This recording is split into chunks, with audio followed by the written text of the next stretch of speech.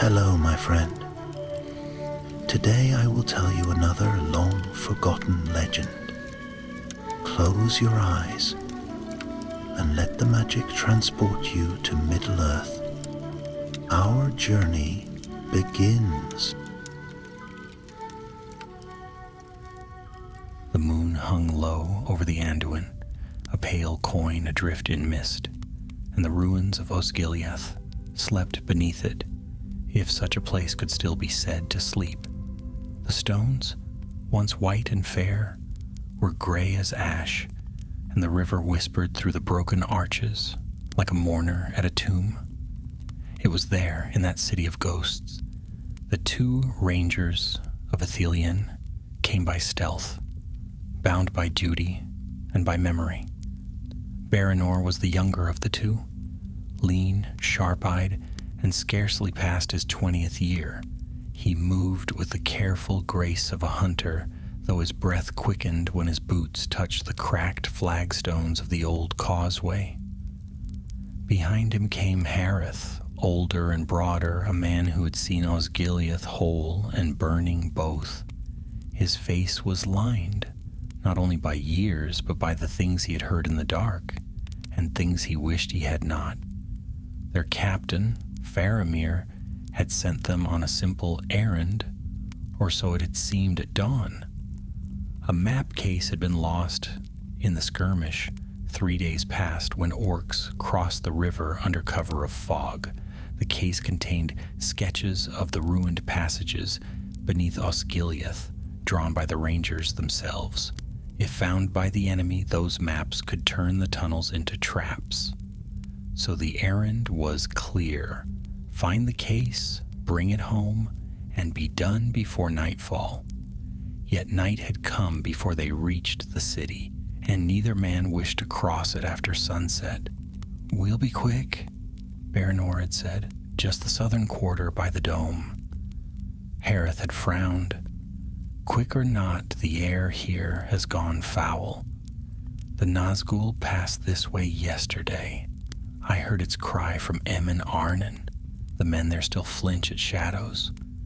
Baranor had nodded, though he did not truly understand. He had heard the tales, of course. Who in Gondor had not? The Black Riders who served the enemy. Kings of old made deathless by their rings, now enslaved to Sauron's will. Men said their cry could freeze a warrior's heart and turn courage to dust. But Baranor had never heard such a sound himself. Now walking the silent ways of the old city, he felt a pressure in the air that had no wind behind it, as if the very stones waited for something. They moved through the lower streets, where the river mist coiled between pillars and arches. The city had been mighty once, towers and bridges gleaming with banners, the dome of stars rising in the center like a pearl. Now the dome was shattered, its pieces strewn across the square like bones. "Stay close," Harith murmured. "The map case was last seen near the fountain court. We'll not linger beyond it." They crossed an open court where ivy crept over statues, and the fountains had long since gone dry. The faint lapping of the river echoed through the gaps in the walls, carrying with it the scent of wet stone and decay. Baranor's eyes caught a glint amid the rubble, a flash of brass beneath the moonlight. He crouched, brushed away the dust, and drew forth a small cylinder bound in leather. "Here," he said softly, pride warming his voice. "It's the captain's seal." Harith's expression eased for the first time that night. "Then let us be gone. The dead have waited long enough for company." But as they turned back toward the river, a sound drifted across the ruins, faint, distant, like the sigh of wind through hollow halls. It was not the rush of air nor the cry of a beast. It was a tremor, a tone that seemed to live beneath hearing, touching something deep and wordless inside the heart. Hareth froze. The color drained from his face. "No," he whispered, "not again."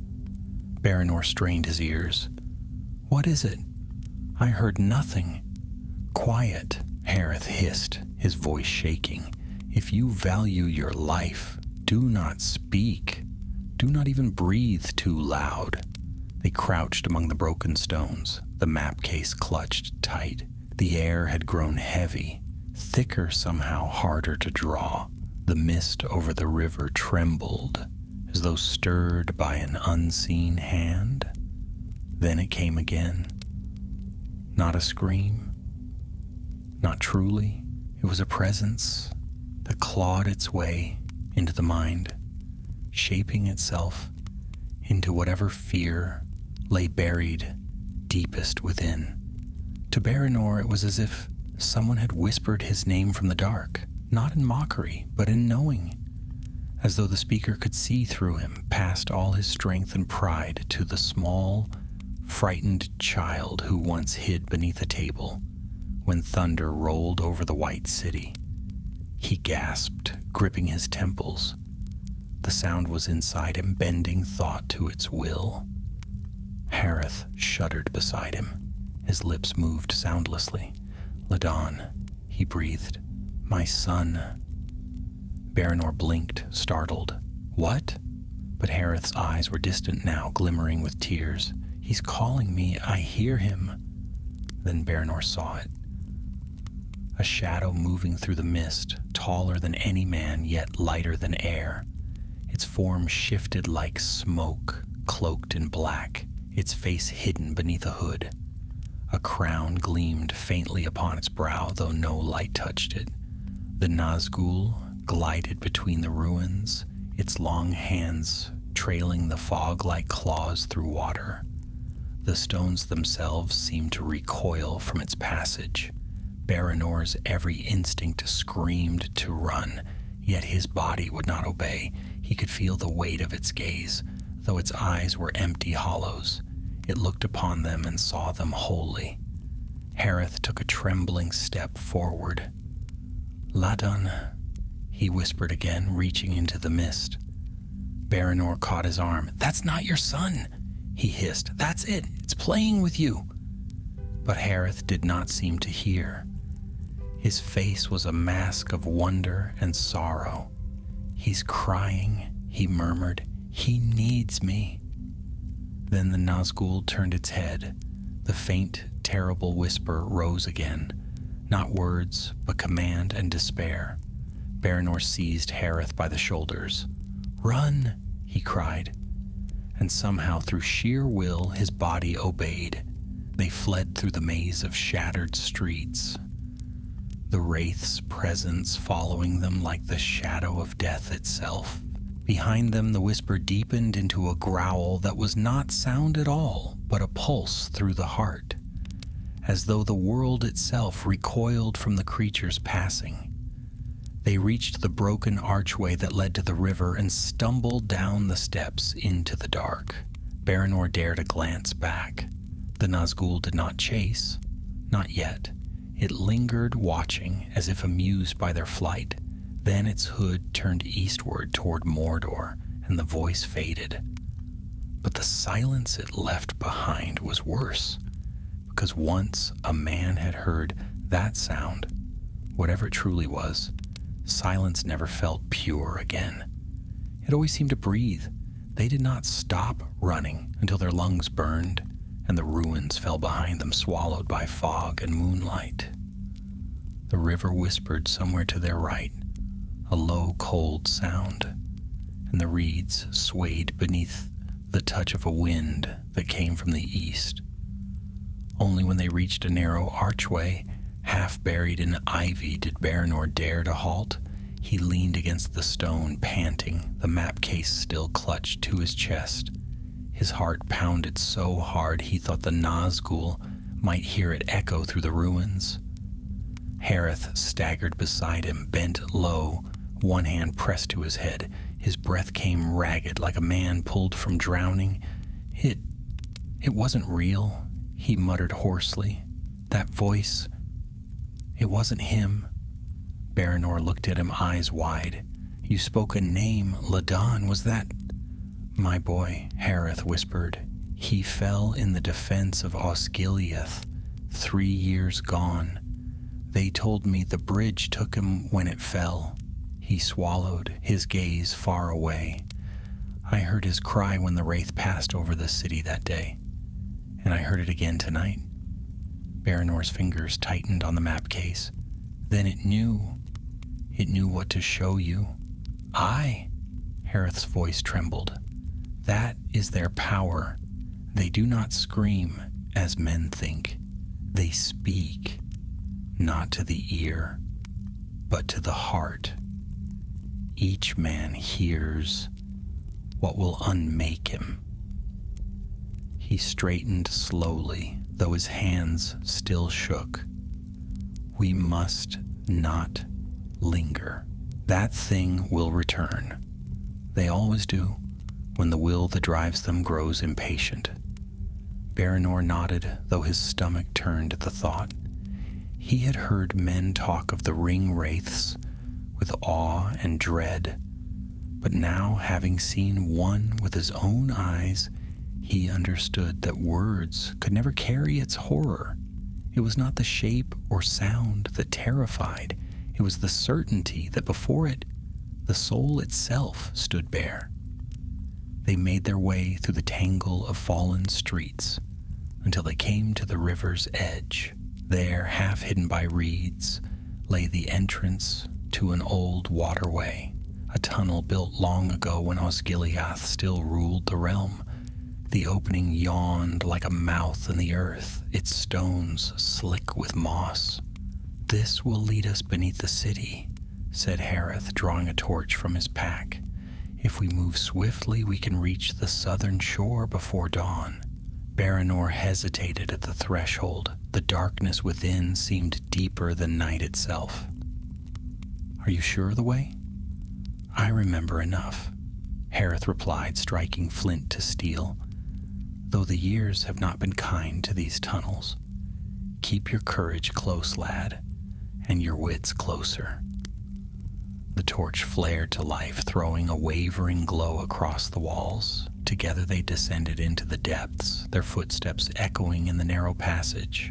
The air was thick with damp and the smell of old stone. Every drip of water seemed too loud, every whisper of air a warning. For a time they walked in silence. The only sound was the soft crackle of the torch and the distant hollow beat of the river above them. Baranor tried not to think of the thing that hunted them. He tried not to remember the sound that was not a scream, the whisper that had reached inside him like a hand closing around his heart. But memory is a creature of its own will, and the echo of that sound still lingered in his mind, soft, insistent, like the rustle of leaves in a windless place. At last, the tunnel opened into a wider chamber. Pillars rose like tree trunks from the floor, their tops vanishing into shadow. Water glimmered in shallow pools between them. "We'll rest here a moment," Hareth said. "The way ahead bends westward. From there, it should lead out beneath the old bridge." Baranor sank to one knee, letting the torchlight dance across the stone floor. "What are these halls?" he asked. "Remnants," said Hareth quietly. "This was once part of the great aqueducts. In the days of the kings, water from the hills flowed through these tunnels to the fountains of Osgiliath. Now they serve only to hide the living from the dead." He gave a bitter chuckle, but it died quickly. "Strange, isn't it? We fight to hold the land of our fathers, yet their works crumble around us faster than the enemy can destroy them." Baranor did not answer. His gaze had drifted to the far wall, where something caught the light, a mark, faintly carved in the stone. He rose and stepped closer. It was a circle enclosed by runes, worn almost smooth with age. Hareth noticed his stare. "That is no elvish craft," he said, "nor the work of Gondor's masons. Leave it be." But Baranor frowned. "These runes, they remind me of the symbols on the captain's map. Could they mark a hidden way?" Before Hareth could reply, a tremor passed through the air. It was subtle at first, like a breath stirring the dust, but it grew swiftly, a pulse, slow and dreadful, that seemed to rise from the very earth. The torch flickered, the water in the pools rippled without wind. Hareth's eyes went wide. "It's found us." The sound came again, not through the ears, but through the bones. It filled the tunnel, twisting through the stone like a living thing. The walls seemed to shiver with it. Baranor felt the weight of it pressing on his mind. He heard voices again, his mother's calling him home, his captain's shouting his name across the battlefield, and beneath them all, his own voice pleading for strength. Then the whisper deepened, and he heard words that no tongue of men should know. They were not spoken, but imposed, as if the sound itself bent the meaning into him. He dropped to his knees, clutching his head. The torch fell, sputtering on the wet stone. "Baranor," Hareth seized his shoulder. "Listen to me. Do not yield." The younger man gasped, struggling for breath. "It's inside. My thoughts." "I know," Hareth said fiercely. "I know. Fight it. You must not listen." But the voice was everywhere. It filled the air, the water, the silence. It promised rest, peace, the end of fear. All he had to do was stop resisting. All he had to do was listen. Baranor's vision blurred. Shadows moved at the edges, taking form. Faces he knew, faces he had loved. They smiled, beckoning. Then a sharp pain struck his cheek. Hareth had struck him, hard enough to draw blood. "Look at me," the older man shouted. "That thing is not your kin, nor your friend. It is the enemy's will, nothing more." The force of the blow snapped something within Baranor's trance. He blinked, gasping, and the illusion fell away. The faces vanished like smoke. Through the ringing in his ears, he heard the wraith's approach. Its shadow filled the far end of the hall, gliding silent across the water. The crown upon its head glimmered faintly, and its cloak fluttered, though no wind stirred. "Run," Hareth said again, voice low but urgent. "The southward path. There's a gate not far." Baranor snatched up the torch and the map case, and together they fled once more through the twisting tunnels. The wraith's presence followed, unseen yet felt, the soundless weight of malice drawing nearer with each step. At last they burst into a wide vault where the roof had collapsed, revealing a slit of night sky above. The pale moonlight spilled down like cold fire upon the stones. "There," Hareth cried. "The bridge chamber. If we can bring down the arch." But the words died on his lips as the Nazgûl entered the light. It stood upon the far side, dark and tall, its shadow stretching before it. The wind of its being stirred the dust, and the torch guttered in Baranor's hand. The creature raised one arm, pointing toward them. The air thickened, and once again, that soundless scream tore through the night. Not noise, but will, commanding them to despair. Baranor staggered back. Hareth, teeth gritted, drew his sword. "For Gondor!" he cried. And though the blade could not wound the wraith, the defiance in his cry broke the spell for a heartbeat. Baranor saw the cracked stones above the arch and, in sudden understanding, struck his torch against the pillar. The flame caught the ancient moss, which burned swiftly, lighting the cracks. "Down!" he shouted. They dove aside as the arch gave way. the stones crashing in a thunder of dust and flame. The wraith vanished behind the falling ruin. When the echoes faded, there was only the hiss of dying fire and the rush of distant water. Baranor coughed, pushing himself upright. The tunnel behind them was sealed by rubble. Is it gone? Harith leaned on his sword, breathing hard. For now. But such things are not easily destroyed. We have bought only a little time. He looked up through the gap in the roof. The first hint of dawn touched the sky, pale and pure.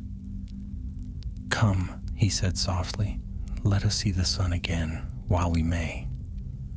Together, bruised and weary, they climbed toward the light, and though the city below lay in ruin and silence, Baranor thought he still heard far off in the east a whisper that was not a scream, soft, distant, and waiting. The dawn that greeted them was thin and colorless, veiled in river mist and smoke. The ruins of Osgiliath stretched below, silent as a corpse beneath its shroud.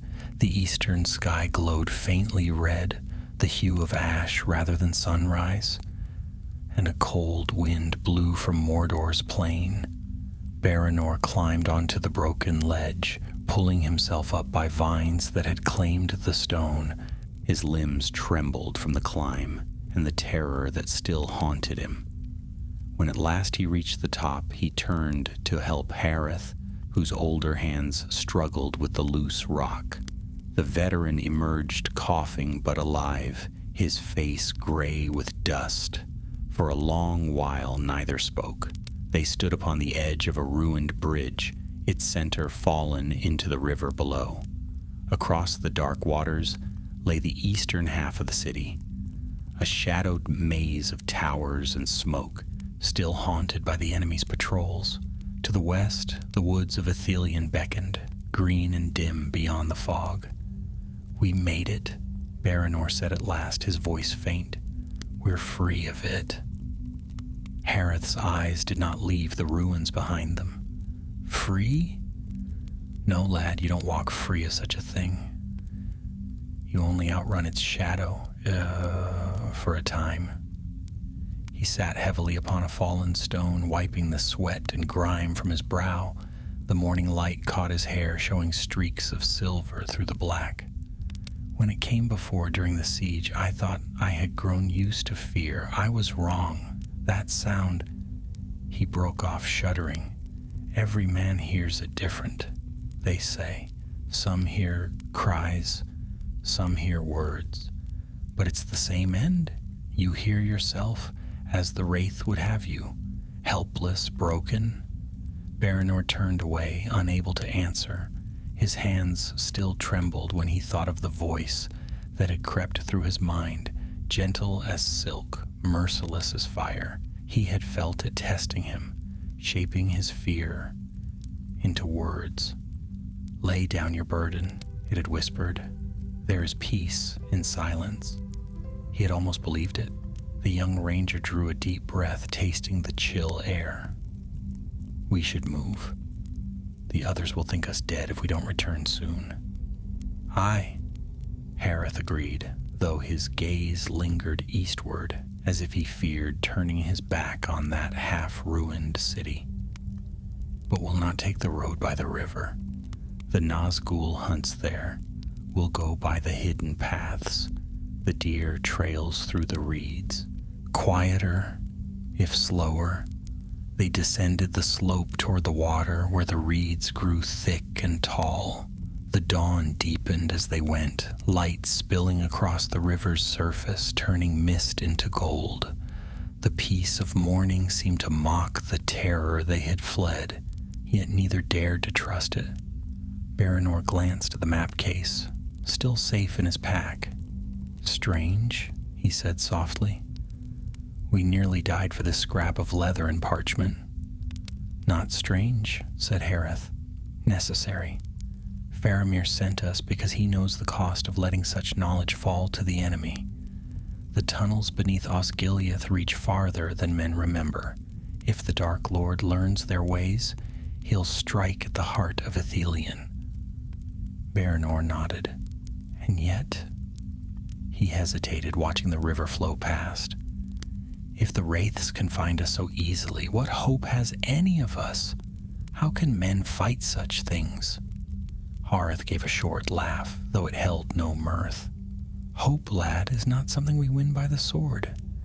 It's what we carry, even when all else is lost. That's what the wraiths seek to take. Not our lives, but the strength to believe. They walked on, and for a time the only sound was the whisper of reeds and the distant cry of waterfowl. Yet Baranor could not shake the feeling that something moved beneath the calm. He caught himself glancing over his shoulder again and again, half expecting to see a shadow rise behind them. By midday, they reached a stretch of riverbank where the remains of an old watchtower jutted from the mud. The stones were green with moss, but the base was sound enough for shelter. They settled there, sharing what little food they had left: hard bread, dried meat, and a flask of bitter water. Harith stretched his weary legs and leaned against the wall. "We'll rest here till nightfall. The woods are close beyond that ridge. Once we're under the trees, we'll be safe." Baranor nodded, though sleep would not come easily. He sat with his back to the river, watching the shifting light play upon the water. The silence pressed around them again, heavy and strange. It was then he noticed it. A faint hum in the air, like the vibration of a bowstring. He froze, glancing toward Harith, who had gone still at the same moment. "You hear it too?" Baranor whispered. Harith's hand went to his sword. "Aye." The hum grew stronger, threading through the air like a living thing. The river rippled, though no wind stirred it. Then came the cry of a distant horn, harsh, metallic, echoing through the ruins across the water. "Orcs," Harith said grimly, "scouting bands, likely searching for the wraith's prey." Baranor's heart clenched. Then they know we're alive. Or they're making sure we're not. They doused the torch and moved to the far side of the ruin where the reeds were thickest. Through the gaps, Baranor saw movement on the far shore. Dark shapes gathering amid the rubble, torches flickering in the gloom. "They're crossing," he murmured. "They have rafts." Harith's eyes narrowed. "Then we'll not wait for them. There's a ford upriver. If we reach it before they sight us, we can cross to the Athelian bank." They gathered their things and slipped into the marshes, moving low and silent through the reeds. The ground was slick, the water cold about their boots. Behind them came the clatter of orc voices, harsh and guttural, carrying faintly across the water. The hours that followed were a blur of fear and motion. They wove between thickets, crossed half-sunken paths, and crept through patches of fog so thick that Baranor could barely see Harith's cloak ahead of him. Several times they heard the splash of pursuit, but the mist and reeds hid them well. At last they reached the ford, a shallow stretch where the water spread wide over smooth stones. The far bank rose into green slopes, thick with birch and oak. Ithilion's woods. Home. But as they stepped into the water, a chill ran through the air. The reeds shuddered, though no wind blew. Baranor froze. "No," he whispered. "It can't be." From the east, faint and terrible, came that sound again. The not scream, the voice without words. It rose above the cries of the orcs, silencing them at once. The very water seemed to tremble beneath its power. Harith's face went pale. "He rides again." They waded faster, splashing through the shallows. Behind them, shapes broke from the mist, orcs fleeing as much as chasing. their torches flaring wildly, and above them all, high and black against the dim sky, a winged shape wheeled and descended. Baranor dared a glance upward and saw the creature, vast, leathery, its wings blotting out the light. Upon its back sat the Nazgûl, the same crown glimmering faintly beneath its hood. The wind of its passage struck like a storm. "Down!" Harith shouted, dragging Baranor into the reeds. The beast screamed, this time truly screamed, a sound of metal tearing and stone breaking. The orcs scattered in terror. The wraith circled once, searching. Then, as it passed over the ford, Harith raised his bow. "For Faramir," he whispered and loosed an arrow. The shaft struck true, glancing off the creature's flank. It did no harm, but it drew its wrath. The beast shrieked, swooping low. "Run!" Harith cried, shoving Baranor ahead. They splashed through the water as claws raked the river, missing by inches. Baranor stumbled onto the far bank and turned, shouting for his companion. Harith was still in the shallows, struggling to rise. The creature wheeled again, its shadow falling upon him. Baranor seized a stone and hurled it with all his strength. "Here," he shouted, "come for me." The Nazgûl turned its faceless gaze toward him, and for a heartbeat, Baranor thought the world would break beneath that stare. Then the wraith spoke, not aloud but within his mind. "You cannot flee what you already serve." The air seemed to collapse around him. His knees buckled and darkness crowded his sight. But Harith, with a cry of fury, waded to shore and struck him across the chest, breaking the spell once more. "Move!" the old ranger bellowed. "Into the woods!" Together they ran beneath the trees, the roar of the river fading behind them. The Nazgûl circled above the water, its wings beating the mist into tatters, but it did not cross into Ithilien. At last, when they could run no further, they collapsed beneath the shelter of an oak. Harith fell to his knees, gasping. Baranor looked back through the branches. The sky above Osgiliath was dark again, though the sun still rose.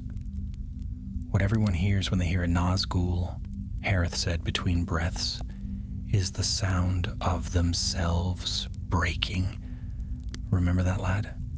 For it will not be the last time you hear it." And though Baranor could not see the wraith, he knew it lingered beyond the river, waiting, its whisper coiling through the morning air like smoke that would never fade. The woods of Ithilien swallowed them whole. Under the arching boughs, the light dimmed and the air grew cool and still, heavy with the scent of fern and earth. Streams whispered through the roots, and the whispering leaves seemed to murmur of old things, of days when the kings of Gondor still rode these glades in peace. Yet Baranor found no peace in them now. The shadow of Osgiliath still clung to his heart, and behind his eyes he could see again the wraith's crown, gleaming cold in the darkness. They followed a deer track, winding deep into the forest, keeping close to the thicker trunks. Every rustle made them start. Every glimmer of light between the branches seemed a sign of pursuit. For hours they walked without speaking, until at last Harith raised a hand for rest. A narrow hollow opened before them, sheltered by a leaning oak. The old ranger sank to the ground and drew a slow breath. "We've shaken them for now," he said. "No wraith will cross the river in daylight, not if its master has other prey to hunt." Baranor dropped beside him, too weary to speak. The events of the night had drained him more deeply than battle ever had. He could still feel that voice in the back of his mind, faint as an echo, like a wound that would not close. Harith watched him with a keen, knowing glance. "You're hearing it still, aren't you?" Baranor hesitated. "Not the sound itself," he said at last, "but something of it lingers, like the memory of a flame after the fire has gone out." The older man nodded grimly. "That is the mark they leave. Few who hear a Nazgûl's voice are ever quite rid of it. The strong learn to master it. The weak are mastered." He broke a piece of bread and offered half to Baranor. "Eat. You'll need your strength. The enemy's servants may not cross the river, but spies walk these woods. We are not yet safe." They ate in silence. Birds sang faintly above them, but the sound seemed thin, as if afraid to be heard. When they had finished, Harith leaned back against the oak and shut his eyes for a moment. His face looked older than before, the lines deeper, the shadows darker. Baranor studied him, wondering what courage kept such a man standing. "You've seen them before," he said quietly. "The Nazgûl. You knew what that sound meant before we even heard it." "I have," Harith said without opening his eyes. "Once, long ago, when Osgiliath still had garrisons upon both banks. I was younger than you then, and thought courage meant shouting louder than fear. But when the first of the 9 came flying over the city, I learned otherwise." He opened his eyes and met Baranor's gaze. "Courage isn't loud. It's the quiet that remains when every other voice has failed." Baranor lowered his head. "You lost your son there." The words hung between them. Harith's eyes darkened, but his voice was calm. Ladon was his name, bright as the morning star and twice as proud. He fought upon the bridge when it fell. I heard his cry among the others. And when the wraith came that night, it used his voice to call me. I nearly followed." He looked toward the east, where the light filtered through the trees like misted gold. "You asked before what we can do against such foes. The truth is, we fight not to win, but to endure. Every moment we stand is defiance enough." A sudden rustle in the underbrush made them both turn. Baranor's hand flew to his dagger, but it was only a rabbit darting across the path. The woods seemed to sigh, and then all was still again. They rose and continued southward. The path wound through low hills thick with ivy, and soon the air grew warmer, carrying the faint scent of smoke. By mid-afternoon they reached a small glade, where the trees opened around a stream. Harith knelt, dipping his hands into the clear water. "This place is known to the rangers," he said. "We sometimes use it as a watch post. If any of our kin are near, they'll have left a sign." Baranor scanned the clearing. Near the base of a tree, he saw a notch cut into the bark, a simple mark shaped like a downward pointing arrow. "Here," he said. Harith smiled faintly. "Good eyes? That means a hidden camp lies near. Come." They followed the stream a short distance until it led them to a narrow cleft in the hillside, half hidden by vines. Inside, the passage opened into a small cave where a few blankets and firestones lay. The smell of ash lingered. Someone had been here not long ago. "They've moved east," said Harith, touching the cold ashes. "Probably toward the crossings of Poros. Still, we can rest here tonight. No safer place between here and the Efelduath." Baranor lowered his pack and sank down with a weary sigh. The cave was narrow but dry, and the sound of running water outside soothed his nerves. For the first time since they entered Osgiliath, he felt something close to peace. As evening deepened, Harith set a small, smokeless fire, and they warmed themselves beside it.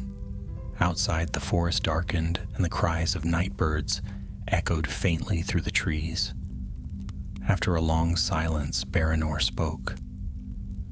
"That sound, when it came, it wasn't just fear. It was as though it knew me, as if it had lived my whole life and chosen the one thing I couldn't bear. Hareth nodded. That is its weapon. The Wraith's cry is no voice of its own. It is the echo of Sauron's will, but it shapes itself to each heart it touches. What you hear is the breaking of your own courage. That is why men go mad when they face them. They see themselves undone. He stirred the fire absently. But you did not break, Baranor. You fought it. Remember that. Baranor stared into the flames. I don't feel as though I fought it. I feel as though it let me go. Then take that mercy as a warning, Hareth said quietly. It will come again, and next time, it may not need to speak. Outside, the wind rose, whispering through the leaves. Somewhere in the distance, a wolf howled, and another answered. The forest seemed to listen. Hareth stood, stretching stiff limbs. Sleep while you can. I'll keep watch first. Baranor lay down on the blanket, exhaustion tugging at him. His eyes drifted closed, but even in dreams he could not escape the sound. It came to him softly, like water over stone, not the voice of the wraith, but his own, whispering through the dark. You cannot flee what is part of you. He woke with a start. The fire had burned low, and the cave was filled with the faint gray of dawn. Hareth sat near the entrance, his face turned eastward, motionless as carved stone. Baranor rose quietly. Did you sleep at all? Not yet, Hareth said without turning. I was listening. For what? The silence. He turned his head slightly, and Baranor saw the tightness in his jaw. It's too still. The birds have gone quiet. That means something moves nearby. They doused the last of the fire and packed their things in haste. Stepping outside, they found the woods bathed in a pale morning haze. The air felt wrong, heavy, thick with a scent of iron. From the north came a faint clatter of metal, the sound of mail and boots, orcs and not few. Scouting parties, Hareth whispered. They've crossed the river after all. They crept through the underbrush, moving south toward higher ground. The sounds grew louder, harsh voices barking orders, the crack of branches. Baranor's pulse quickened. If they find the cave, they will, Hareth said grimly, but will not be there when they do. They climbed until they reached a ridge overlooking the valley. From there they saw the orcs below. A band of at least 30, moving in pairs, sniffing the air like hounds. One of them carried a black banner marked with the Eye of Barad-dûr. Baranor felt a cold shiver run down his spine. They're hunting for us. Hareth's face hardened. No, not us alone. He pointed east, where beyond the river the sky darkened, though the morning was clear. The wraith guides them. As they watched, a black shape rose from the ruins of Osgiliath, circling high before turning toward the forest. The wind carried a low, distant hum, not yet the full voice of terror, but enough to chill their hearts. Baranor's mouth went dry. It's coming. Hareth's hand closed on his shoulder.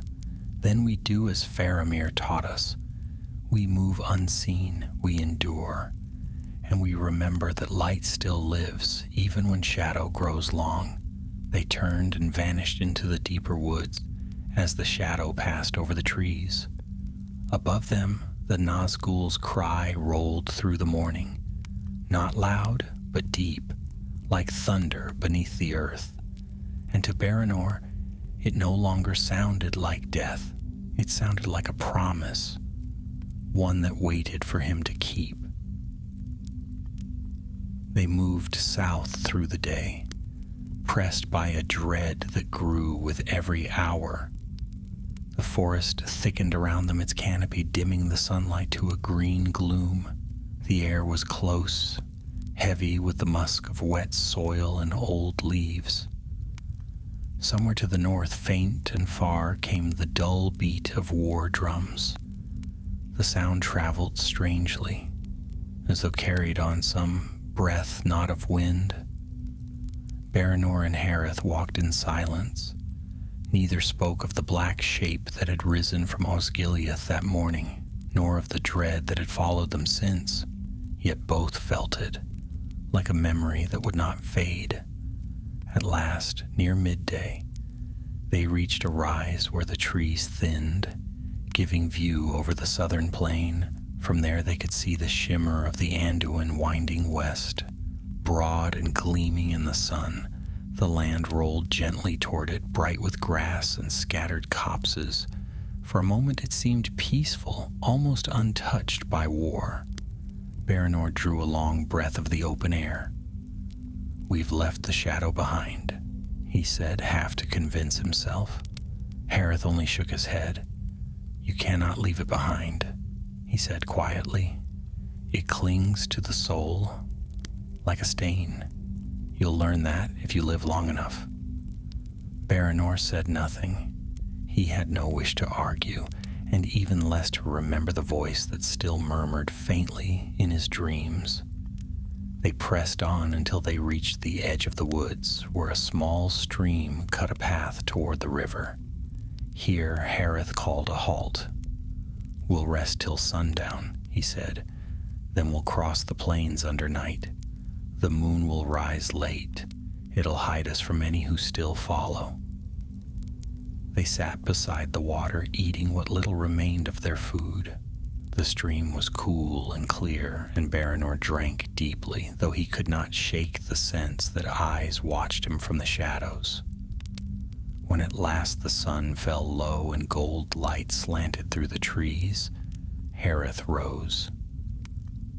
"Time to move. The ford is not far, and the sooner we're across, the better." They followed the stream until the trees gave way to open ground. The plains stretched before them wide and windswept, the grass rippling like green fire. To the south, faint in the haze, rose the hills of Emin Arnon, home of Faramir's men. Baranor's heart lifted at the sight. "We'll make it by dawn," he said. But even as he spoke, a shadow passed across the sun. It was small, far above, but it chilled him to the bone. Hareth followed his gaze. "Keep walking," he said, his voice tight. "Don't look up again." The shadow wheeled once, then vanished into the clouds. They hurried on, crossing the plain as twilight deepened. The wind rose, carrying with it the scent of rain and something else, faint but foul, like iron and decay. Night fell. The stars came out, pale and cold. They reached the river's edge, where stones jutted like teeth from the dark water. The ford lay ahead, shallow and slow. "Go first," Hareth said, unslinging his bow. "I'll cover you from the bank." Baranor waded in, the chill biting through his boots. The current tugged at his legs, but he kept his footing. The far shore was not far. He could see the reeds stirring in the night wind. He was halfway across when he heard it. A faint rustle behind him, followed by the twang of a bowstring. An arrow hissed past his ear and struck the water with a splash. "Down!" Hareth shouted. "Orcs!" Baranor dropped low as a second arrow whistled overhead. He turned and saw dark shapes emerging from the grass on the northern bank, half a dozen or more, their eyes glinting in the starlight. Hareth loosed an arrow of his own. One of the shapes fell with a snarl. "Go!" he cried. "Get to the other side." Baranor obeyed, stumbling through the last stretch of water and climbing onto the far shore. He turned just in time to see Hareth fire again, striking another foe, but more were coming, many more. "Come," Baranor shouted. "There's too many." Hareth drew one last arrow and fired into the darkness. Then he turned and splashed into the water, crossing swiftly. The orcs howled and followed, their boots churning the river into foam. As Hareth reached the shore, Baranor caught his arm and pulled him up. Together they fled into the reeds, running south along the bank. Arrows hissed behind them. One grazed Baranor's sleeve. Another struck the ground near his feet. They ran until their lungs burned and their legs ached, then dropped into a hollow between two low hills. The night was silent, save for their ragged breathing. Hareth pressed a hand to his side where blood darkened his tunic. "A scratch," he said through gritted teeth. "Nothing more." Baranor tore a strip of cloth from his cloak and bound the wound. "They'll keep coming," he said. "We can't outrun them forever." "Then we'll not run," Hareth answered. "We'll make them lose us." He pointed toward the south, where the land rose into the wooded slopes of Eamon Arnon. "Those hills are riddled with hollows and caves. I know one that opens near a waterfall. It's narrow but deep enough to hide us. If we reach it before dawn, we'll be safe." They set out again, weary but driven. The stars wheeled overhead, the wind moaned across the plain, and far behind them came the orcs' cries, faint and cruel. Hours passed. At last they heard it, the murmur of falling water ahead. The land grew steeper, the air cool and damp. The stream widened into a small pool over which a thin sheet of water spilled from the rocks above. Behind it yawned a narrow cleft. Hareth motioned for silence. They slipped behind the curtain of water and into the dark. Inside was a small chamber, dry and sheltered. The sound of the waterfall masked all noise. "We'll rest here," Hareth whispered. "No one will find us while the sound holds." They sank to the ground, exhaustion overtaking them. For a time neither spoke. The steady rush of water seemed to soothe their fear, and Baranor felt his eyelids grow heavy. Then came a change, a stillness that did not belong. The sound of the falls faltered, though the water did not cease. The air itself seemed to tighten. Baranor's eyes snapped open. Hareth was already on his feet, bow in hand. "Do you feel it?" the older man whispered. Baranor nodded, his throat dry. The air had grown cold, and with it came that low, dreadful hum he knew too well. "No," he breathed. "Not here. Not now." The voice came again, not as sound, but as a weight pressing upon the heart. "You cannot hide in the places of water. All flow to the sea, and the sea serves me." Hareth's face was white in the dim light. "He hunts us still." Baranor felt the walls close around them. The hum became a pulse, steady and suffocating. Shadows thickened at the cave's mouth, though no torch burned there. The waterfall darkened, turning to black glass, and within it, for an instant, Baranor saw a reflection, not of himself, but of a figure cloaked in darkness, crowned and formless. The gaze that met his was endless and empty. He stumbled back with a cry. "It sees us!" "Quiet," Hareth hissed. "Don't give it your voice." The whisper deepened, filling the cave. "You heard me once and lived. Hear me again and be mine."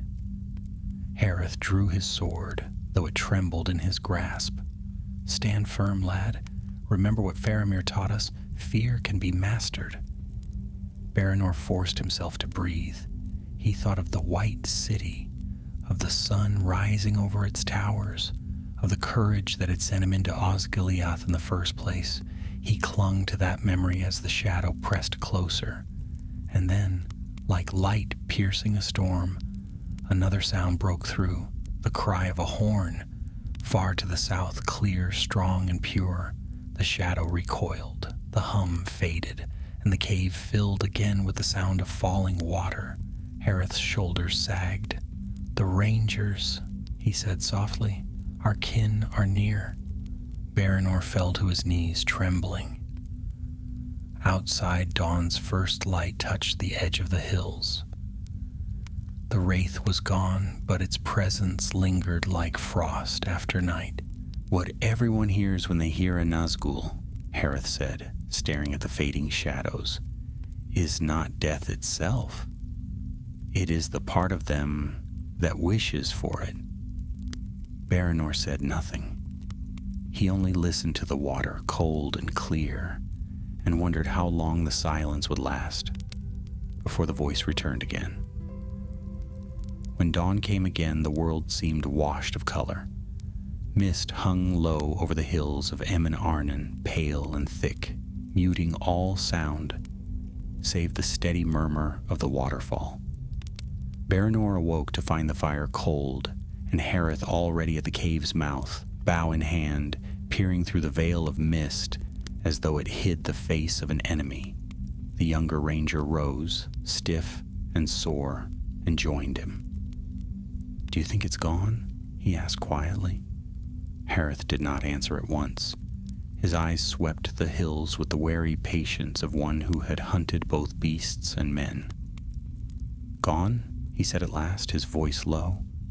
"The wraith itself may have returned to its master, but its echo lingers. Do you not feel it still?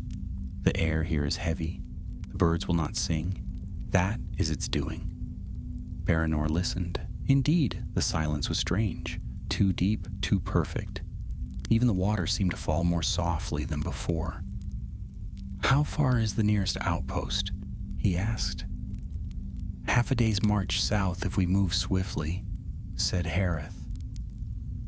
"There's a watch station on the ridge, overlooking the Harad Road. Faramir's men keep it supplied. Once we reach it, we'll be among friends again." Baranor nodded. Though he felt little comfort, the memory of the voice haunted him still, whispering faintly at the edge of thought. Even now, with light breaking through the mist, he could not wholly believe they were safe. They gathered their packs and stepped from the shelter of the cave. The mist was cool against their faces, beating on their cloaks and lashes.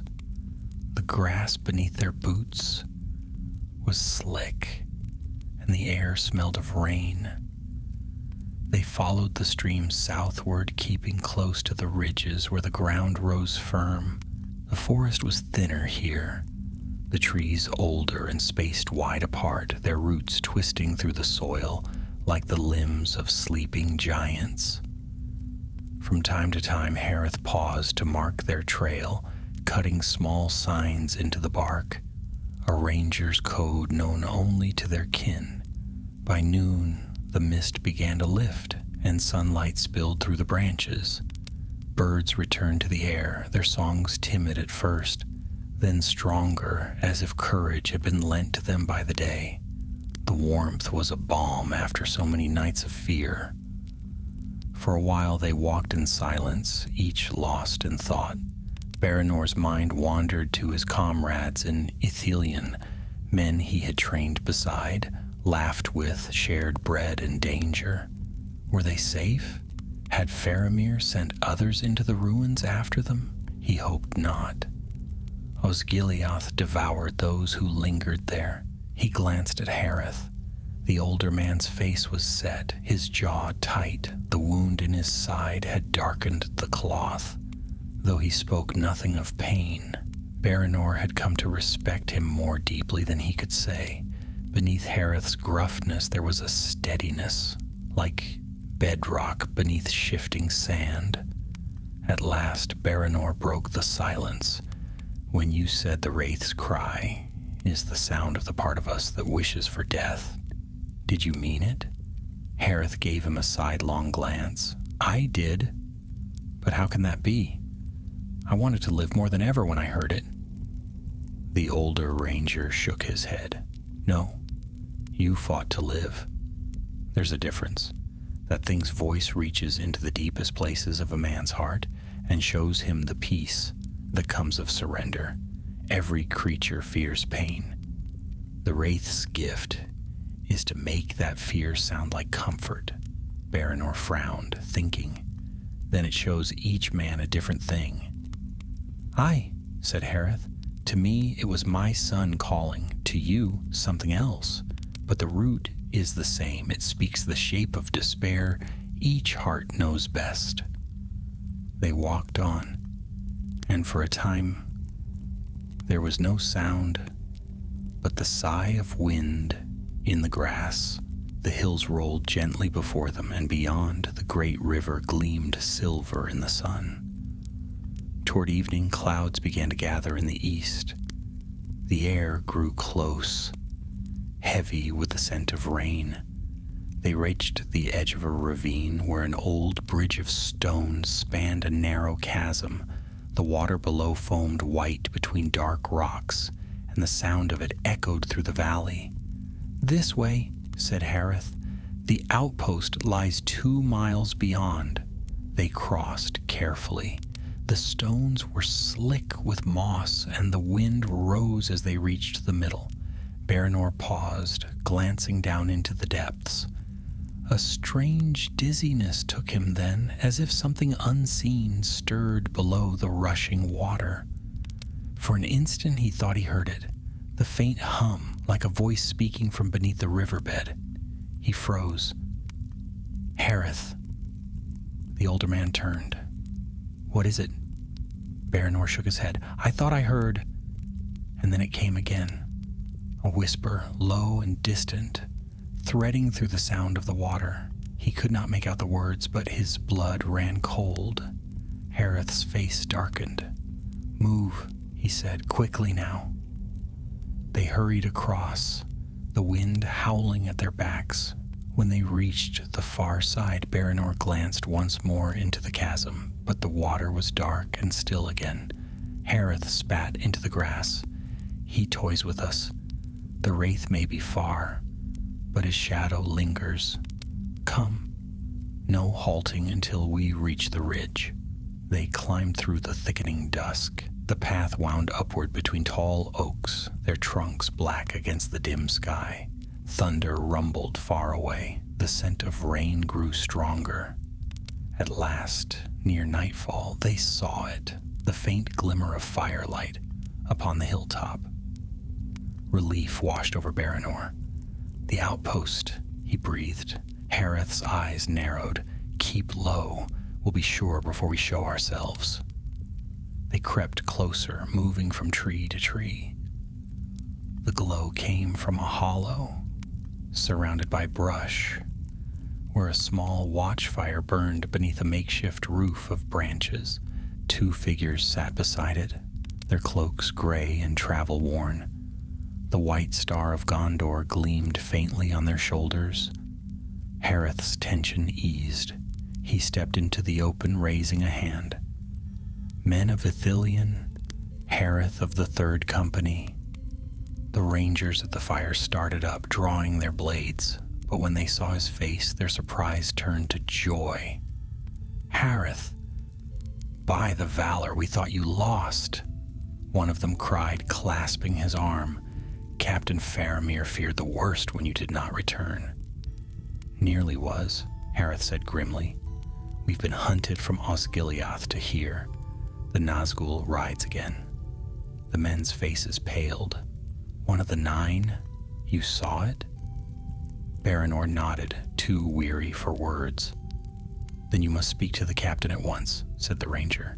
He's camped not far, 2 leagues east at the falls of Henneth Annan. He'll want to hear all. Hareth turned to Baranor. Rest for an hour, lad. Then we march. Our news cannot wait. The younger man sank beside the fire, the warmth seeping through his bones. The smell of roasting bread filled the air, and for the first time in days he felt hunger again. Yet even as he ate, his thoughts strayed to the river and the whisper he had heard there. He stared into the flames, and in their flicker he saw again that dark crown gleaming beneath the hood. When the fire crackled low, Hareth sat beside him. You've done well, Baranor. Few men hear that cry and live. Baranor met his gaze. "It doesn't feel like living," he said quietly. "It feels like waiting." Harith placed a hand on his shoulder. "That is what it means to fight the shadow. We wait, we endure, and we do not let it break us. So long as we draw breath, it has not won." Outside, thunder rolled again, nearer now. The rangers added wood to the fire, and its light flared brighter, but somewhere beyond the storm, carried faintly on the wind from the east, came a whisper that no man else seemed to hear. Baranor lifted his head. The voice was soft, almost tender, like the murmur of the river through reeds. "You cannot run forever." He shut his eyes and clenched his fists, letting the sound of the storm drown it. But in his heart he knew it spoke true. The wraith's voice was bound to him now, and though the miles might widen, their paths would cross again. For in the lands of shadow, what is once heard is never wholly forgotten. The night deepened swiftly across the hills of Ithilien. Clouds gathered like dark sails over the moon, and the wind carried the promise of rain. The ranger's small fire burned low in its hollow, throwing trembling light upon the faces of the men who sat round it. Baranor lay awake, his back against the roots of an old oak, listening to the murmur of voices and the sighing of the wind through the grass. Though the warmth of safety surrounded him, he could not rest. The whisper of the Nazgûl lingered still, faint as a breath in the dark. Sometimes he thought he heard it in the rustle of leaves or in the distant roll of thunder. He longed for sleep, but feared what dreams might come. At last Harith stirred from where he sat, cleaning his blade. "You'll wear a hole in the night, lad," he said quietly. "Try to close your eyes. We've far to go before dawn." Baranor shook his head. "Every time I close them, I hear it again. The voice, it doesn't fade." Harith's face softened. "It will, with time. But the first nights are the worst. I remember them well." He sheathed his sword and sat beside the younger man. "Listen to me. That sound is not the world beyond trying to reach you. It's the darkness within you trying to speak. You must not answer it." "I try not to," Baranor murmured, "but it feels as though it waits for me to be alone." "It does," Harith said grimly. "That's its trick. But remember, there are worse things than fear, and one of them is to yield to it. So hold fast to whatever light you have left, no matter how small. That is the way of our kind." Baranor managed a weak smile. "I'll try." "Good." The older ranger clapped him on the shoulder and rose. "Sleep now if you can. I'll take the watch until the captain's men return." The sound of rain began soon after, soft at first, then steadier, drumming upon the leaves overhead. The fire hissed and smoked, and the scent of wet earth filled the hollow. Baranor closed his eyes at last and drifted into a troubled sleep. He dreamed of the river again, the black water whispering over stones, the broken bridges of Osgiliath, rising like the bones of giants. He stood upon the shore and saw himself reflected there, but when he leaned closer, the reflection smiled back, though he did not. Then it spoke, in the same quiet tone he had heard before. "You have already begun to serve me. You carry my echo within you." He woke with a start, his breath ragged. The rain had eased, and the fire was little more than glowing embers. Across from him, Harith sat motionless, eyes fixed on the darkness beyond the hollow. "Something's moving," Harith whispered. Baranor reached for his bow and rose silently. He heard it too, the faint crunch of boots upon wet leaves. Then came a soft whistle, the pattern of 3 short notes, one long. Hareth's tension eased. "Our men," he said, exhaling. Moments later, 2 figures emerged from the shadows, cloaked and hooded, the stars of Gondor bright upon their shoulders. "Captain Faramir sends word," said one. "He rides to Henneth Annan by nightfall. You are to join him at once." Hareth nodded. "We'll come." The rangers stamped out the fire, gathered their packs, and set forth under the dripping trees. The path wound southward through gullies and across narrow ridges where the wind tugged at their cloaks and the scent of rain lingered in the air. Before dawn, they reached the mouth of a great cleft in the rock. Water poured from above in a thin, shining curtain, hiding the way beyond. A faint light glowed behind it, steady, warm, and golden. "Henneth Annan," whispered Baranor. The men passed through the veil of falling water, and on the other side, the hidden refuge of the rangers opened before them, a wide cavern lit by torches with beds of ferns and moss, a clear pool in the center, and narrow tunnels leading deeper into the stone. It was a secret kept for generations, known only to the faithful of Gondor. Men greeted them warmly, offering bread and dried fruit, though all spoke in hushed tones. The air was filled with quiet purpose, and even here, far from the front lines, one felt the nearness of war.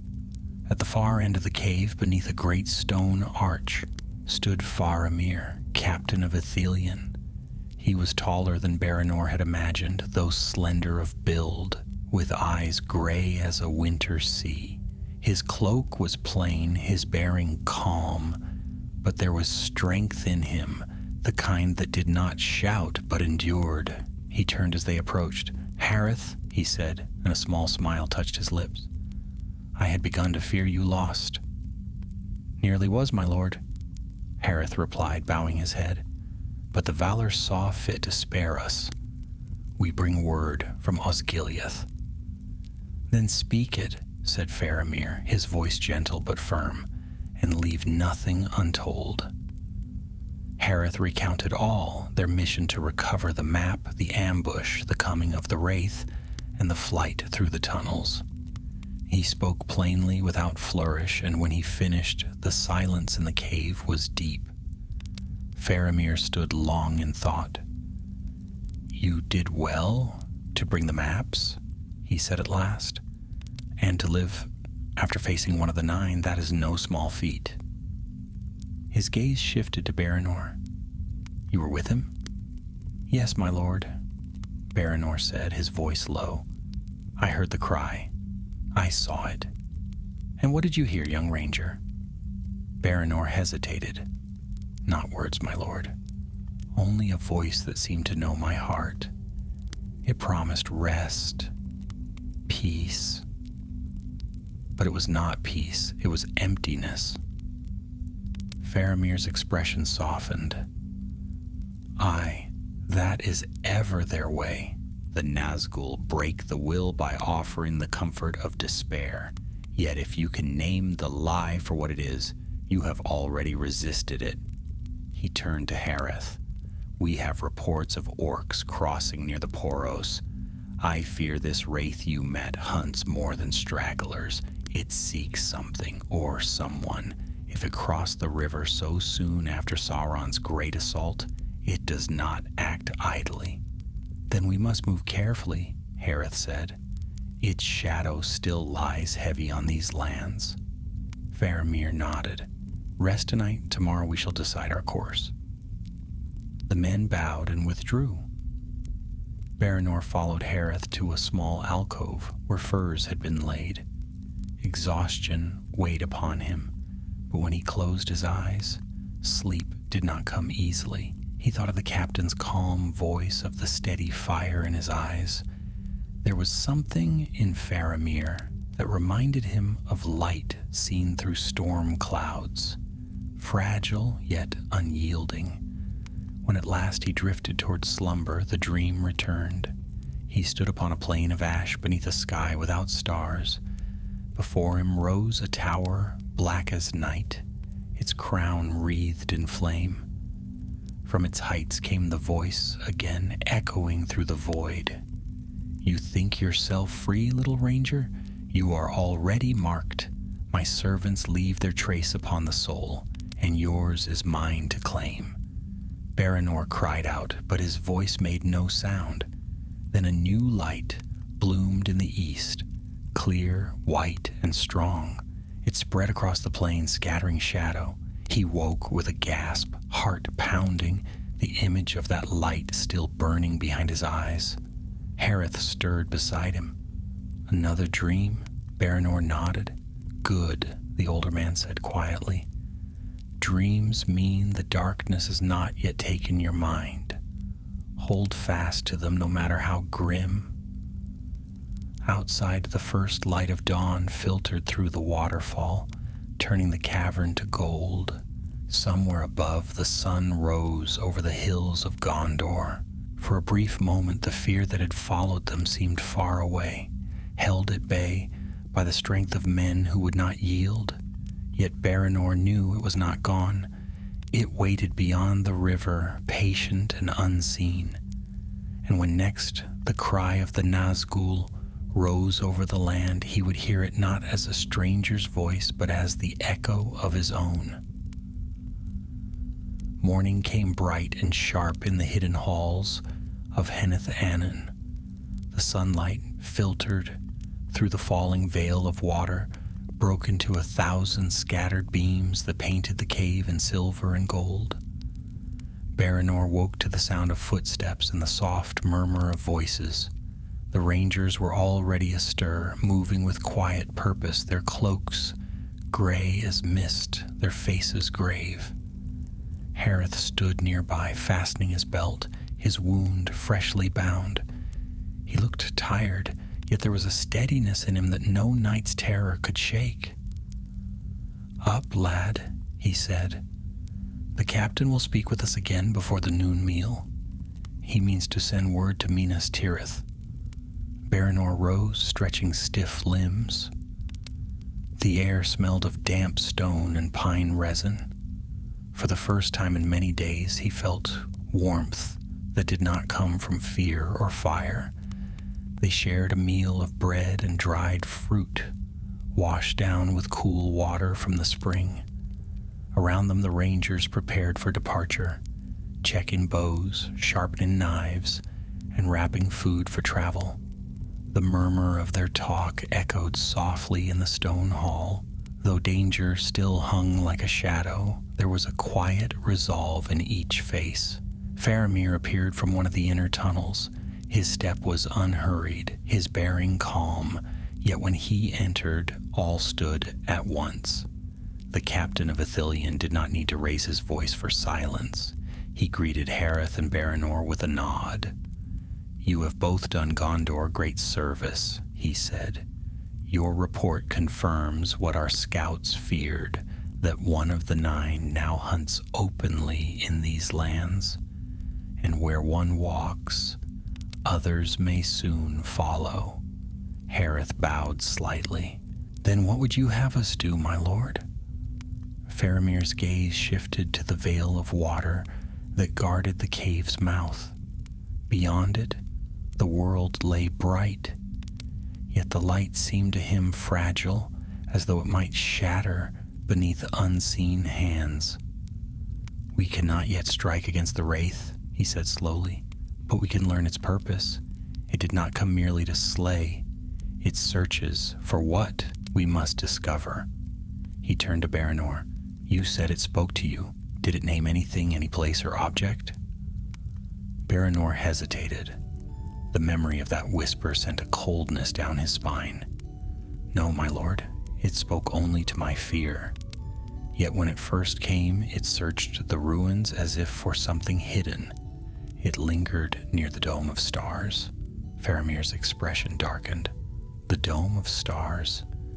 Long fallen, but once it housed the great Palantir of Osgiliath, the chief of the Seeing Stones.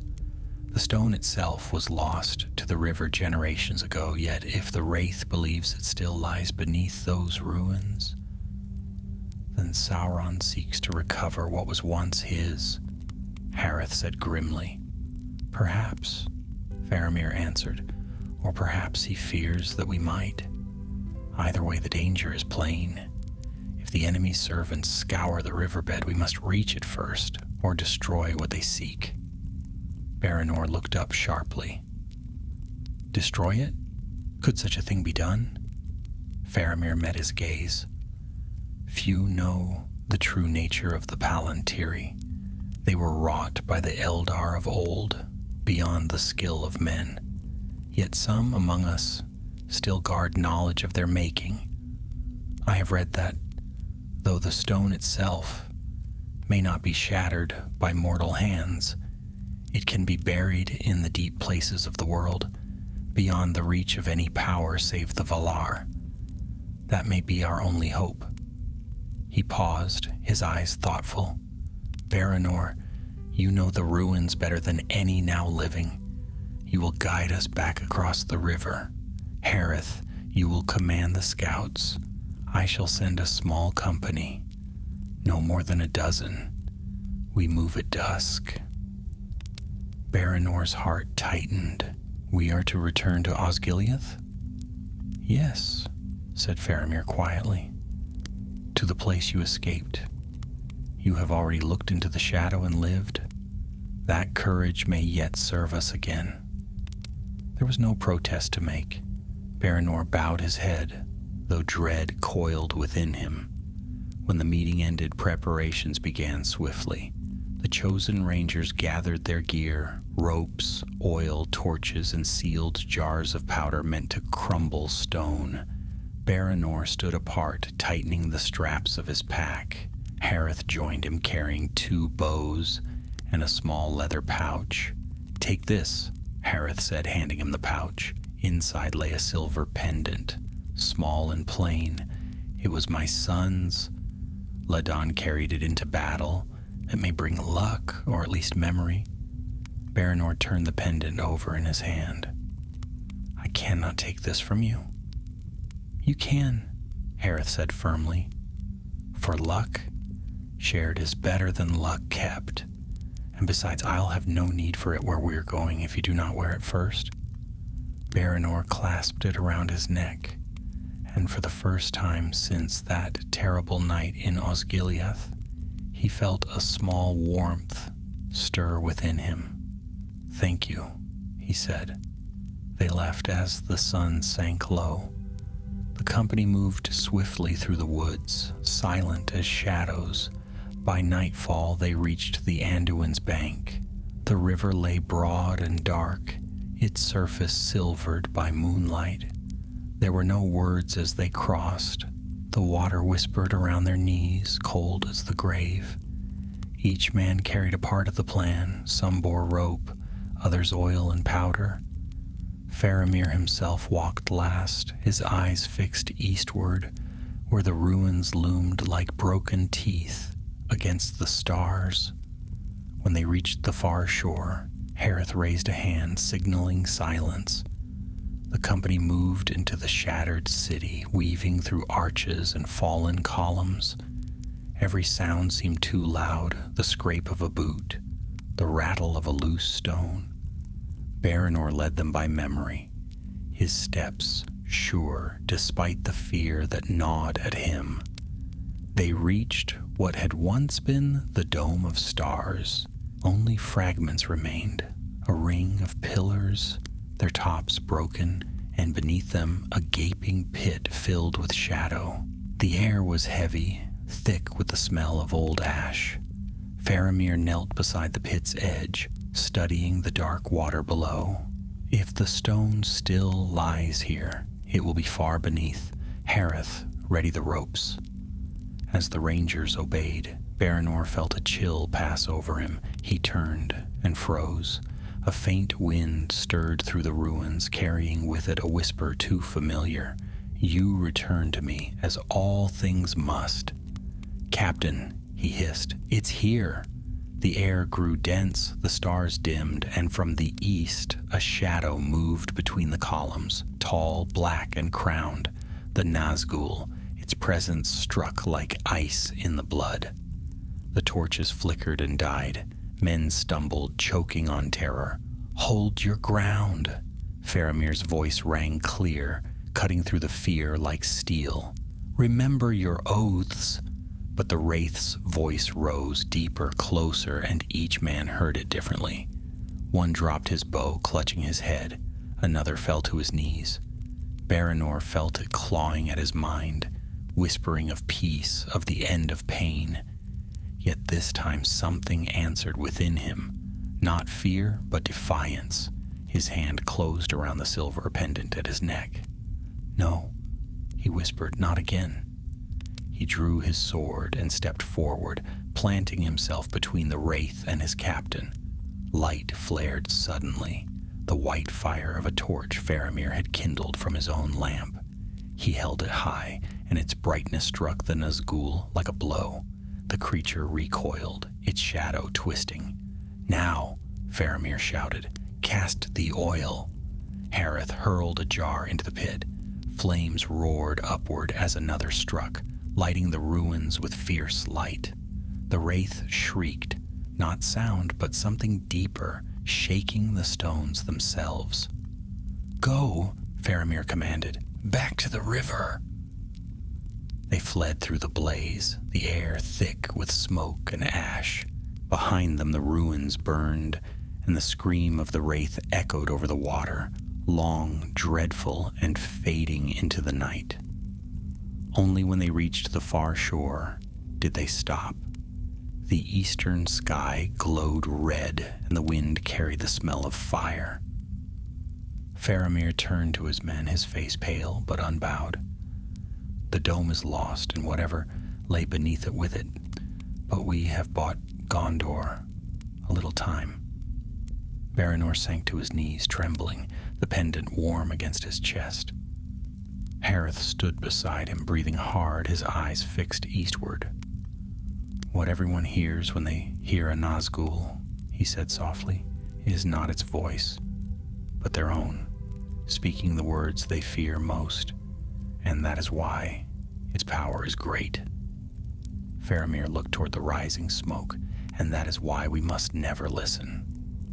The wind shifted then, carrying with it a faint echo far away and fading, a whisper not of triumph, but of promise. "You can burn the stones, little men, but shadow needs no walls to dwell in." And the company of Ithilien, weary and silent, knew that the war of voices was far from over. The night after Osgiliath burned was long and without comfort. The rangers made camp in the shelter of the western woods, beyond the reach of the river's mist. The wind from the east carried the smell of smoke and stone dust, and though no enemy pursued them, none among the company could rest. Even the trees seemed uneasy, whispering in low voices when the wind passed through their boughs. Baranor sat apart from the others, staring into the low glow of the fire. His hands still trembled from the memory of the wraith's cry, that terrible, soundless voice that had filled his skull like a storm. He felt the weight of it even now, coiled deep within him, waiting for silence. The silver pendant Hareth had given him rested against his chest, cool and steady, the only thing that seemed real. Across the fire, Hareth cleaned his sword with slow, deliberate strokes. His face was pale and lined, his eyes distant. When Baranor finally spoke, it was in a voice that barely rose above the crackle of the embers. "Do you think we destroyed it?" Hareth paused, then shook his head. "Destroyed? No. Fire cannot end what is not made of the world. But we heard it. That much I could feel, perhaps enough to drive it back to the Black Land for a time." Baranor frowned. "Then it will return?" "Aye," said Hareth, and his voice was grim. "They always do. The 9 do not die, they are bound, to the will that made them. So long as the Dark Lord endures, they will walk. Baranor bowed his head. He had known the truth before he asked, but hearing it aloud chilled him. Then we fought for nothing. Harith looked up sharply. No, do not speak so, lad. Every day we endure is the day the shadow fails to claim all. That is victory enough for now. The words held little comfort, but Baranor nodded. He understood that Harith spoke not to convince him, but to remind himself as well. As dawn crept pale and thin through the branches, Faramir came among them, his cloak drawn close against the chill. The men rose at once, though he gestured for quiet. His eyes were shadowed with weariness, yet still they burned with purpose. "You have done all that could be asked of you," he said. "The Palantir is beyond the enemy's reach, and the ruins are sealed. Gondor owes you more than you can know." He looked toward the east, where the horizon still glowed faintly red from the fires they had kindled. "But the cost will not end here. The Nazgûl will not forget this night. Its wrath will turn toward Ithilien, and we must be ready." Harith inclined his head. "What are your orders, my lord?" "Return to Heneth-Annen, rest and rearm. I will send word to the steward and to Captain Boromir in the city. The wraith's coming may drive the enemy to move sooner than we guessed." Faramir's gaze softened as it fell upon Baranor. "And you, young ranger, you have walked through shadow and fire and lived. That is no small thing. Remember what you have seen. In days to come, others will need your strength." Baranor bowed, speechless. By mid-morning, they were on the road again, moving westward beneath a cold, clear sky. The air smelled of rain and smoke. The land itself seemed to hold its breath, as though waiting for something to break. The company marched until the sun stood high, then halted by a stream to rest. The water was cool, and the men drank deeply. Baranor knelt beside it, watching his reflection ripple in the current. His own eyes looked back at him, tired, older than they should be, but behind them, faint as a shadow in the water, he thought he saw another face, a crownless shape, watching. He jerked back, splashing water over his knees. "Did you see that?" he gasped. Harith was beside him at once, scanning the trees. "See what?" "The river," it showed. Baranor stopped. The surface was smooth again, clear as glass. "Nothing. It's gone." Harith's hand tightened on his shoulder. "The Wraith's memory is strong in you. Don't trust what you see in still water. Their power flows through things unseen." Baranor nodded, though unease prickled at the edge of his mind. He could not shake the feeling that something had looked back at him from that reflection. Not the wraith itself, but some echo of it. They reached Heneth-Annen before nightfall. The waterfall glimmered like silver in the fading light, and the cave beyond welcomed them with warmth and quiet. Word spread quickly of their return, and though no songs were sung, the men smiled to see their captain safe. That night, as the company rested, Faramir called his captains together. Baranor and Harith stood among them, silent while others spoke. Scouts had seen new fires east of the river, signs that orc forces were gathering again near the ruins. It was clear that the enemy meant to reclaim Osgiliath. "We cannot hold the eastern bank," Faramir said, "but we can make them pay for every stone. The Nazgûl may drive them, yet they are still flesh, and they fear the night as we do." The captains murmured assent. Plans were laid, routes chosen, signals decided. Baranor listened, his mind drifting to the whisper that had haunted him. He wondered if the wraith could hear them now, plotting in secret under the mountain. When the meeting ended, Faramir spoke quietly to Hareth. "You and your young companion have done enough. I will not order you back to the field so soon." Hareth bowed. "We will serve where we are needed, my lord. Rest can wait." Faramir smiled faintly. "So whatever is with the men of Ithilien, very well. At dawn you will lead a scouting band north along the river. Watch the eastern bank. If the enemy stirs, send word by the old beacons." He turned to Baranor. "And you, stay close to Hareth.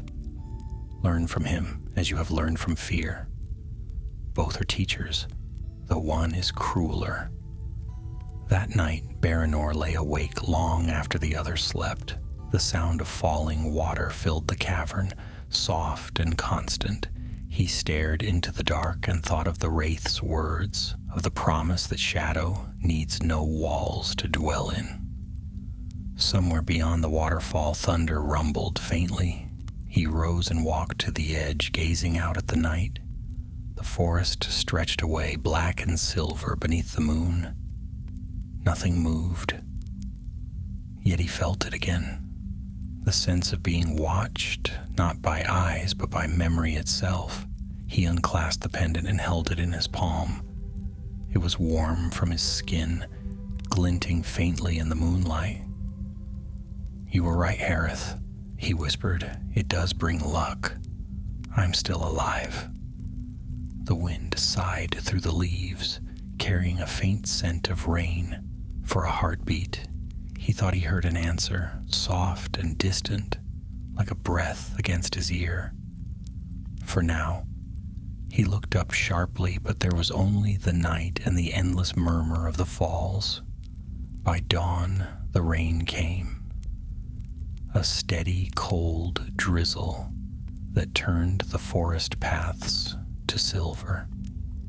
The rangers moved out once more, their cloaks drawn tight. Hareth walked at their head, and Baranor followed beside him, silent but watchful. The smell of wet earth filled the air, and the mist curled low along the ground. They moved north along the river, where the land dipped into deep hollows and the reeds grew tall. The water surface was smooth and dark, reflecting the sky. It seemed peaceful, yet Baranor kept his eyes averted. He would not look again. When the sun rose pale and weak through the clouds, the first horn sounded, a single note far away from the east. The men froze. Another call answered it closer now, echoing through the trees. Hareth's eyes narrowed. "The enemy moves." And as the sound faded, Baranor knew the war for Osgiliath was not over. The Wraith had merely drawn breath before striking again. Far off, across the misted river, a cry rose, a faint, familiar wail that was not quite human, not quite sound. Hareth looked to the sky. "It returns." Baranor's hand went to the pendant at his throat. His heart beat hard, steady, defiant. "Then let it come." For the first time since that dreadful night, he did not tremble when he heard the Nazgûl's voice. It was still the sound of his own fear, but this time he could bear it. The next days were veiled in storm. The rain fell without pause, turning the woods of Ithilien into a realm of dripping leaves and sighing boughs. Mist lay heavy in every hollow, and the wind came only from the east, cold and constant, smelling of ash and smoke. The rangers moved through that gray world like ghosts, silent and unseen, their cloaks blending with the shadows. Baranor walked beside Hareth along the river's edge, their boots sinking into the wet earth. The water swelled with the rain, running swift and high. Across the wide stream, Osgiliath was hidden by fog, but sometimes when the wind shifted, a faint red glow flickered through the mist, the smoldering ruin of what they had left behind. No word came from the east, yet every man felt the weight of waiting. They knew the enemy would not rest. The Nazgûl had been driven back, not destroyed, and Sauron's wrath would soon be felt in full. On the fourth night, as they camped in a hollow beneath the roots of an ancient oak, Hareth called Baranor to his side. "You've been quiet," he said, "too quiet even for a ranger. Speak your thoughts." Baranor hesitated, watching the rain fall beyond their shelter. "I keep wondering why it let us go," he said at last. "The Wraith. When we fled the flames, it could have followed. It could have finished us. But it didn't." Hareth's eyes gleamed in the dim light of the covered lantern. "You think it showed mercy?"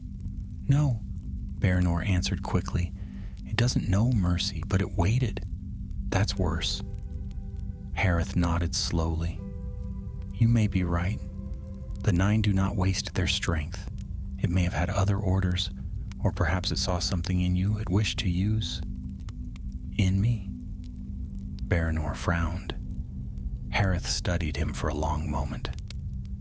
"You heard its voice clearer than any man I've known, and you lived. Few can claim that. The shadow may not be done with you yet." Baranor shivered, though not from the cold. "If it comes again, I'll not yield." The older ranger's hand rested briefly on his shoulder. "Hold to that. The greatest battle in this war will not be fought with swords." At dawn, the rain broke, leaving a gray calm. The company moved north through dripping undergrowth until they reached a ridge that overlooked the river. From there, they could see far into the east, and what they saw turned their hearts to ice. The ruins of Osgiliath smoked, black and broken, but beyond them the plain was crawling with movement. Lines of torches, the gleam of spearheads, the tramp of countless feet, an army. The orcs had crossed in force, their banners black and red against the dawn, and circling above them, vast and dark, rode the Nazgûl. Its mount's wings beat the air in slow, dreadful rhythm, and its cry rolled like thunder over the water. Even from miles away, the sound chilled the blood. The rangers crouched low. Hareth's face was hard as stone. So the enemy stirs at last. Baranor watched the sky, feeling the old dread return, pressing at the edges of his mind. "They're marching west," he said, "toward the crossings." "Aye," Hareth murmured. "They'll strike at the city again. Gondor's strength is waning, and the Dark Lord means to break her before the Ringbearer can act." He turned to Baranor. "Ride to Henneth Annen. Tell Faramir what you've seen. I'll hold here with the scouts until you return." Baranor opened his mouth to protest, but Hareth cut him off. "You're faster, and you know the paths. Go." There was no arguing. Baranor clasped the older man's arm in farewell, then slipped down the ridge and vanished into the trees. He ran through forest and hollow, his breath burning, the ground flying beneath his boots. The rain had softened the earth, muffling his steps, and the mist hid him well. Yet as he ran, he felt that presence again, the same cold awareness brushing the edge of his mind. The Wraith was hunting. He could not see it, but he felt it high above the clouds. Each beat of its great wings seemed to shake the air, though no sound reached his ears. The very light dimmed, as if the sky itself feared to shine. Baranor forced himself onward. The path wound through thickets and over streams, up into the hills where the waterfall roared unseen. His heart pounded, but he dared not stop. By nightfall, he reached the Vale of Henneth Annen. The guards recognized him and drew him through the curtain of falling water. Inside, the cave was alive with movement. Faramir's men gathered supplies and weapons. Their faces were tense, their voices hushed. The captain himself stood by the pool, speaking with his lieutenants. When he saw Baranor, he came forward at once. "What news?" "The enemy moves, my lord," Baranor said, gasping. "Thousands across the river, orcs, trolls, and worse. The Wraith leads them." Faramir's face grew still. "So it begins," he murmured. "The siege we have long feared." He turned to his officers. "Send word to the city. Light the beacons. Ithilien will hold as long as it may, but the main host must prepare." Men rushed to obey. Faramir laid a hand on Baranor's shoulder. "You've done well again. Rest now, if rest can be found." But Baranor could not rest. That night, as the rangers made ready to move south to harry the enemy's flank, he climbed to the narrow ledge behind the waterfall. The stars were veiled by thin cloud, and far to the east, the glow of fires burned like a wound upon the horizon. He thought of Hareth, still out there among the ridges, watching the dark host march. He prayed the old soldier lived to see dawn. Below, the river glimmered faintly. He listened to its murmur and felt the pendant warm against his chest. For a moment, peace touched him, a fragile thing like a leaf upon the water. Then he heard it again, soft, distant, inevitable. "You cannot run forever, child of stone and dust." The voice came not from the air, but from within. It spoke as memory, as thought, as truth. Baranor gritted his teeth, pressing his hand to his heart. "You will not have me." A faint laugh echoed in his mind. "Cold, endless, terrible. You already bear my mark. Every fear you conquer feeds it. Every hope you kindle tempts it. We are bound, you and I." He fell to his knees, struggling for breath. The cave behind him seemed to darken. But then, over the roar of the falls, another voice broke through. The sound of a horn, clear and high, the call of Gondor. It rang through the night, bright as silver, scattering the shadows that clung to his thoughts. The whisper fled. Baranor rose slowly, trembling. The sound of the horn still echoed in his ears, not as command, but as reminder. That light yet lived, and that he was not alone in the dark. When dawn came, the rangers departed in small bands, slipping away into the woods to harry the advancing army. Baranor went with them, his heart heavy but steady. As they vanished beneath the trees, Faramir watched from the high ledge. The wind tugged at his cloak, carrying eastward the faint scent of smoke. "The storm is broken," he said softly to no one, "and soon all Gondor shall hear its thunder." Far away, over the ruined city and the blackened river, the Nazgûl wheeled once more into the clouds. Its cry rolled across the land, a sound that was not a scream but a promise.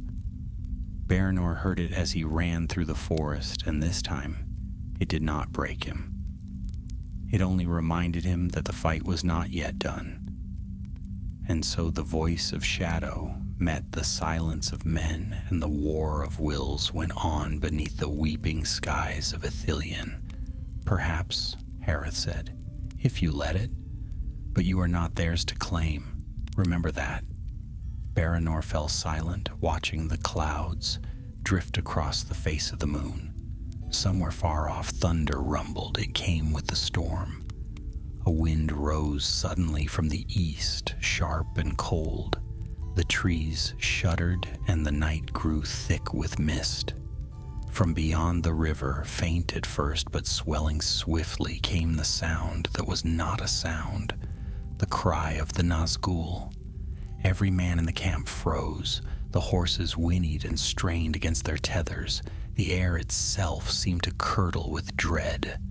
"Down!" Hareth hissed. "It hunts!" They scattered among the ruins, hiding beneath broken stone and tangled roots. The cry came again, closer now, sweeping through the forest like the voice of despair. Baranor pressed his back to the wall, heart hammering. The sound filled him, not in his ears, but in his bones, his blood. Yet this time he recognized it for what it was, a lie, a lure. He closed his eyes and whispered words that Faramir had once spoken. Hope is not the denial of fear, but mastery over it. The shadow passed overhead. A wind of death swept through the clearing, bending the trees and tearing leaves from their branches. The winged beast screamed once, then wheeled and vanished into the clouds. The silence that followed was deeper than before. When the men rose, one was missing. A young scout named Edric, swift, quiet, barely 20. His bow lay where he had stood, but of him there was no sign. Only the mark of claws in the wet earth. They buried what they could find before dawn. None spoke as they worked. The rain began again, light but unending, washing the blood from their hands. Afterward, Hareth and Baranor stood apart. He was the youngest, Hareth said softly, too young to die in shadow. Baranor's hands clenched at his sides. Why does it hunt us like this? We are nothing to it. Because we resist, Hareth said simply, and in resisting we are everything. They moved again by morning, following the ridges westward. The forest thinned, giving way to open slopes where heather and wild grass grew. From there they could see far across Ithilien, all the way to the White Mountains in the distance. For the first time in many days, sunlight broke through the clouds, pale but pure. Baranor stopped and raised his face to it. The warmth touched his skin like a promise. "Do you think it will ever end?" he asked. Hareth smiled faintly. "All things end, even shadow. But not by our will, by endurance. The sun does not fight the night, lad. It waits and rises." Baranor turned his gaze eastward. The smoke of war still drifted above Osgiliath, but it no longer seemed endless. He could almost believe that light might one day touch those broken stones again. When evening came, they reached the edge of a high cliff. Overlooking the Anduin, the river rolled far below, wide and shining beneath the sunset. Hareth knelt at the brink and bowed his head. "For all who fell," he murmured. Baranor did the same. The wind from the water lifted their cloaks and carried the scent of rain and stone. As they stood there, the last light faded from the west, and for a moment all was still. Then faint but clear came the sound of a horn, far away, from the direction of Minas Tirith. His call rose pure and defiant, echoing over the land. Hareth's eyes shone. "The city calls her sons." Baranor drew his blade and lifted it to the dying light. "Then we answer."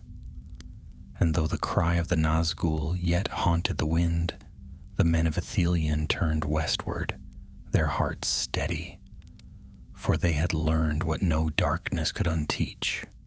That courage is not the absence of fear, but the will to stand against it.